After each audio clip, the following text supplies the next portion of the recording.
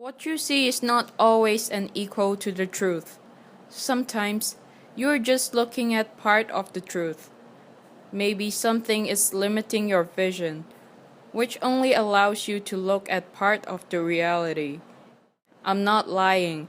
I'm just showing you what I want you to see.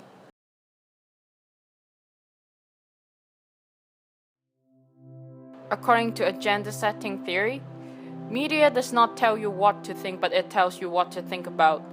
The higher the frequency of the news and information appearing in the media, the higher chance that you would be more aware of what they want you to know.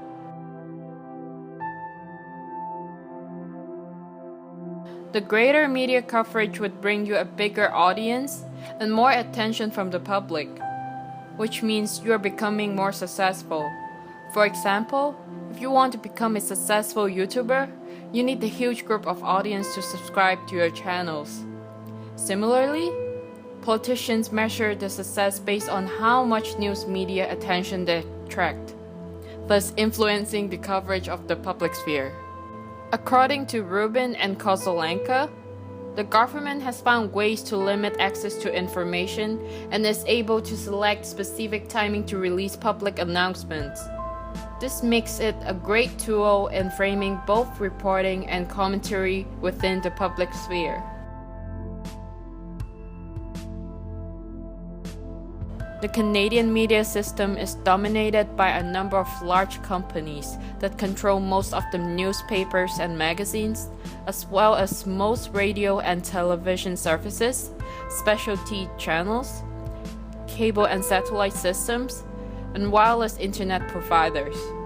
Ownership consolidation has reduced the smaller news media's ability to serve as an effective source of information due to the influential giant companies.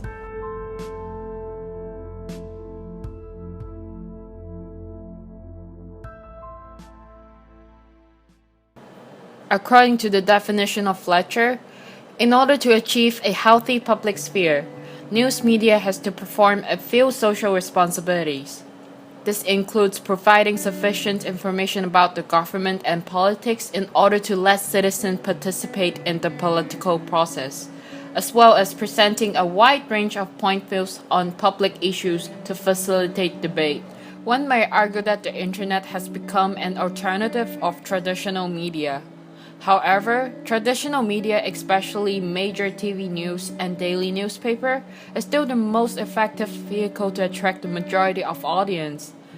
In fact, nearly 9 out of 10 Canadians think that news and information in traditional media is more reliable and trustworthy. Canadians rely on traditional media to expose abuses of power, report the story behind the headlines, provide analysis of important events, and provide regular coverage of governmental activity. Therefore, if the giant media companies only provide a selective news and information to cover in the daily headlines, audience might not be able to make the correct judgment to define if the stories have an important impact to the individuals and to the society.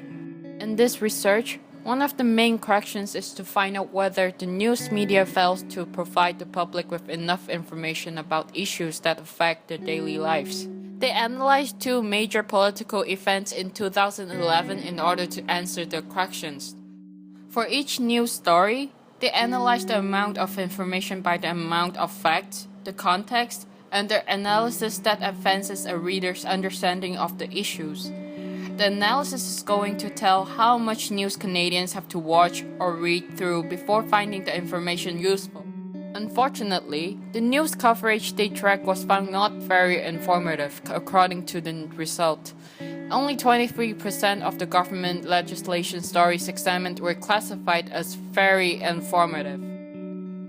Stories about Occupy Wall Street were only somewhat better, with 31% of the stories classified as very informative. The research also revealed that television is where most Canadians get their news from.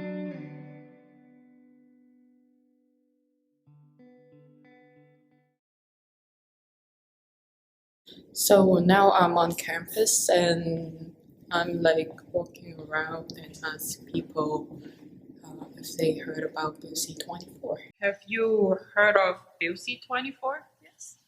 Did you notice Bill C-24 has passed on June 19, 2015? Yes. So where did you receive the information about the Bill C-24? Tumblr. Have you heard of Bill C-24?